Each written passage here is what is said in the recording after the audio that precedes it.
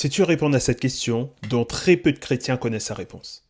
Pourquoi Jésus est mort sur la croix? Cette semaine, j'ai posé cette question à un ami. Question simple, tu l'as vu. Normalement, tout bon chrétien doit savoir répondre. Et pourtant, il m'a sorti plein d'explications avec des mots-clés sans pouvoir donner une explication simple et précise.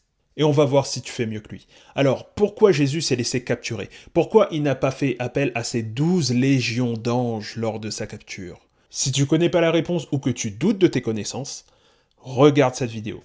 On va répondre à la question pourquoi Jésus est mort sur la croix.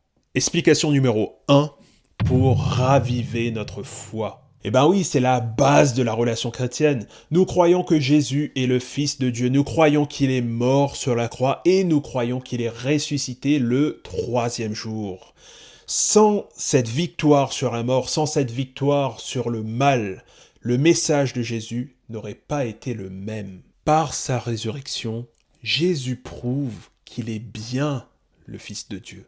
Mais avec cette résurrection, Jésus nous offre autre chose, quelque chose de bien plus grand, de l'espoir. Pendant son enseignement, Jésus nous parle à plusieurs reprises de la résurrection des corps, de la résurrection de la chair et de la vie éternelle.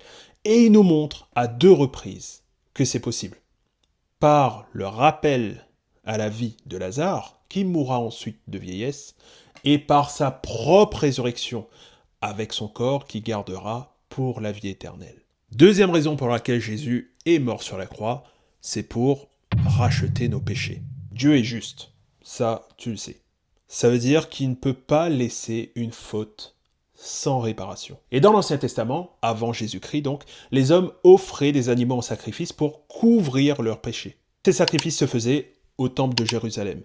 Mais ça pose un problème parce que les sacrifices d'animaux ne couvrent qu'une partie des péchés. Et Dieu, lui, il veut racheter tous les péchés de l'humanité. Et combien de péchés l'humanité a commis ici-bas? 10? 100?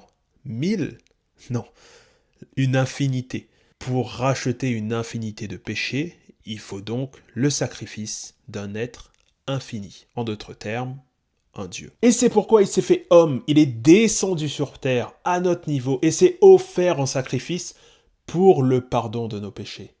Jésus est donc l'agneau de Dieu, celui qui enlève le péché du monde. Et si le sang des animaux dans l'Ancien Testament était comme un pansement sur une plaie, c'est-à-dire qui cache le péché, le sang de Jésus, lui, est comme un remède qui guérit et qui efface la cicatrice. Troisième raison pour laquelle Jésus est mort sur la croix, sceller une nouvelle alliance. Tu as déjà entendu parler de Noé, de l'arche de Noé, du déluge, mais aussi des paires d'animaux qu'il devait prendre avec lui dans l'arche. Mais est-ce que tu sais ce que Noé a fait avec les animaux une fois la fin du déluge, une fois qu'il est sorti de l'arche?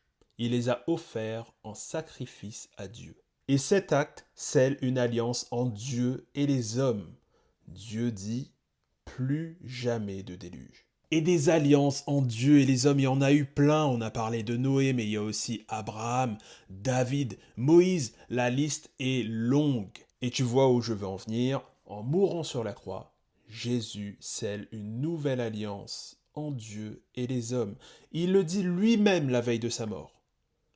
Voici mon sang, le sang de l'alliance nouvelle et éternelle, versé pour vous et pour la multitude en rémission des péchés. Et cette nouvelle alliance est d'abord universelle, c'est-à-dire qu'elle n'est pas réservée uniquement à Israël, mais ouverte sur toutes les nations. Elle donne accès direct à Dieu. Elle est basée sur la grâce et non sur la performance humaine, c'est-à-dire que le salut n'est plus l'œuvre d'un effort, mais de la grâce divine. Elle est définitive, c'est-à-dire plus besoin de sacrifices d'animaux répétés. Et enfin, basée sur le pardon, c'est-à-dire le sang de Jésus efface ce que le sang des animaux ne faisait que couvrir. Tu l'as compris, la croix n'est pas une fin, mais le début d'une nouvelle histoire entre Dieu et les hommes. En mourant sur la croix, Jésus a transformé en objet de martyr, de torture, de mort, en symbole d'espérance pour l'humanité. Et c'est le plus beau cadeau qu'il puisse faire pour toi.